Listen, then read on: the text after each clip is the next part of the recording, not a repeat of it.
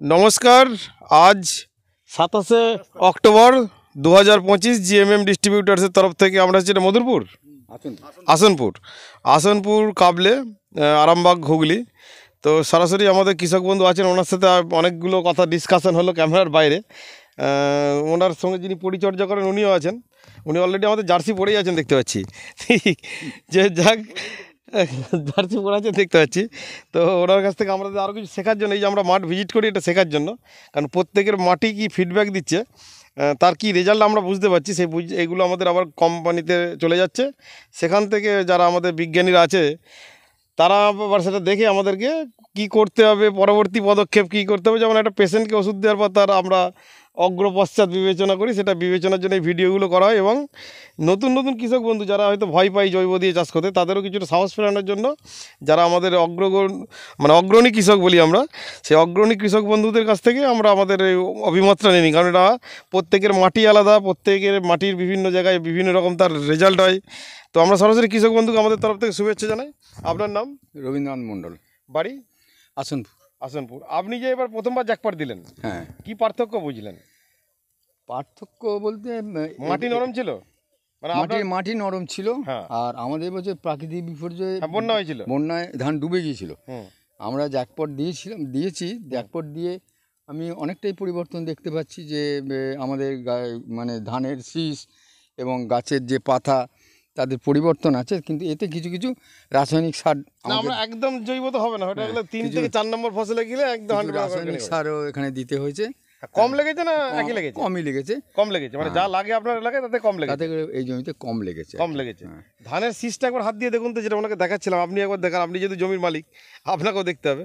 ধানের শীষটা কেমন, গান্ধী কেমন আছে ধানের শীষে? ধানের শীষ গান্ধী তো ভালোই আছে। গান্ধী ভালো আছে না? হ্যাঁ, ভালো আছে। আচ্ছা, এই যে এই জমির একটা শীষের গান্ধী দেখুন, এই দুটো জমির শীষের গান্ধীর পার্থক্য দেখতে পাচ্ছেন? ওয়েট এবং সবচেয়ে বড় কথা হচ্ছে এই ধানটা একটু পুরিষ্টি আছে। হ্যাঁ, পুরিষ্টি মানে ওয়েট আছে, তো ওয়েটই আছে, থেকে একটু ওয়েটই আছে। আপনি আর এর যে শীষের সংখ্যা দেখুন, একদম পরিষ্কার ক্যামেরায় কতটা উঠছে বুঝতে পারছেন, প্রচুর শীষ ফুলেছে। এর কিন্তু সেই পরিমাণ শীষ ফলেনি, এর শীষ কিন্তু অনেক আপ ডাউন আছে। এই গাছটাও টোটাল আপ ডাউন আছে, দেখুন ওই দিকটা ডাউন আছে, এদিকটা আপ আছে। কিন্তু এই জমিটা টোটালটাই এক চালে গাছ আছে, তাই না? লেভেলিংটা যেটা আমরা বলি, গাছটা যদি আমরা একদম শীষটাকে এরকমভাবে ধরি তাহলে পরিষ্কার। যিনি কৃষক বন্ধু সব কিছু পরিচর্যা করেন, ওনারও একটা মতামত দিয়ে নেবো। তো হ্যাঁ, উনিই তো আসল মালিক, তো শুধু বাদলে দিয়ে কাজ শেষ, আলের মাথায় দাঁড়িয়ে থাকে। যে অলরেডি নার্সিং করে সেই হচ্ছে আসল। আপনার নাম? আপনাকে আমাদের শুভেচ্ছা। আপনার নাম? আমার নাম ঝন্টু দাস, বাড়ি? আসনপুর, আরামবাগ হুগলি। আপনি এই জমি পরিচর্যা আপনি পরিচালনা করি আমি। তো আপনি মাটি যখন জমিতে ওষুধপত্র দিয়েছেন বা নেমেছেন, মাটি কেমন নরম পেয়েছেন? মাটি হ্যাঁ ভালো নরম, মোলায়েম ছিল? হ্যাঁ মোলায়েম ছিল। কাঠি কেমন শক্ত আছে আপনাকে? কাঠি শক্ত। ধানে কাঠি শক্ত। ধানের যে শীষগুলো ফলেছে কিরকম দেখছেন আপনি? বড় আছে শীষ। শীষের ধানের গান্ধী কেমন আছে? গান্ধী ভালো আছে না? তো যা আপনি যে মানে এটা কোম্পানি আপনাকে যা যা দেখালো ক্যামেরার আগে, আপনাকে শেখালো কিছু যেগুলো বলতে হবে ক্যামেরাতে? না, বলতে হবে, সবাই তো দেখতে পাচ্ছে, আবার কি না আপনাকে শেখায়নি তো? না, এই কথাগুলো বলতে হবে। না, কেউ শেখায় না। একদম লাইভ ভিডিও, তো লাইভ ভিডিও না, অনেকে বলে আপনার হয়তো আগে না কেন, যেমন নাটক যাত্রা হয় আর কি, আগে লিখে দেয়। মানুষ চাষ করতে করতে পরিবর্তন অনেক হয়ে গেছে। আর বলতে রাসায়নিক সার কম লেগেছে কিনা? হ্যাঁ, কম লেগেছে, রাসায়নিক সার কম লেগেছে। হ্যাঁ, মানে পরিষ্কার পাওয়া যাচ্ছে। হ্যাঁ, একদিনে তো জৈব হবে না, ধীরে ধীরে হবে। হ্যাঁ, সে তো বটে। আপনি 10 কেজি থেকে 20 কেজি রাসায়নিক সারে চলে গেছেন, সেই 20 কেজি থেকে আপনাকে 10 কেজি 5 কেজি 4 কেজি আসতে সময় লাগবে। প্রত্যেক বছর আমরা বলছি 10 থেকে 20% কমাবেন, প্রথমেই 50% কমাবেন, আর জ্যাকপটও কমবে, রাসায়নিক সারও কমবে।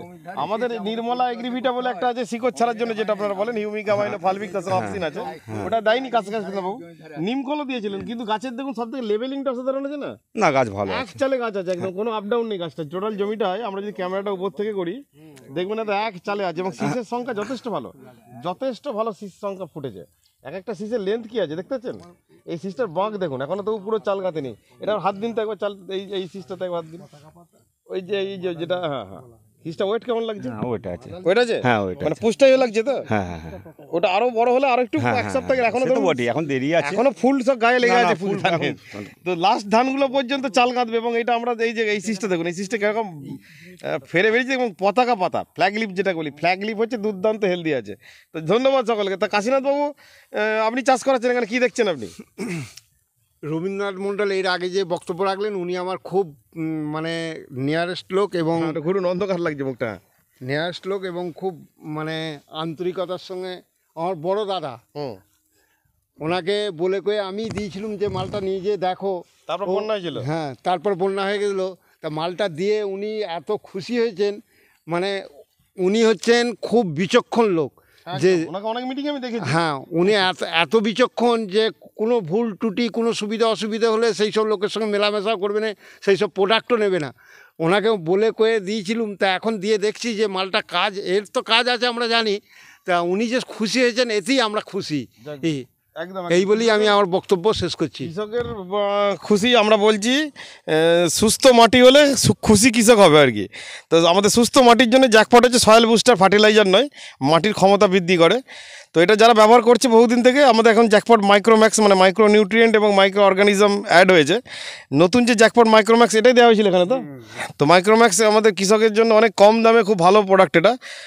আমাদের যেহেতু এটা অসাধারণ একটা আমাদের পেটেন্টেড প্রোডাক্ট, তো আমরা বলবো সকল কৃষক বন্ধু অল্প করে পরীক্ষা করে দেখুন, এবং ধানটা ঝাড়ার পর ধানের ওয়েটের পার্থক্যটা আপনারাই বলবেন।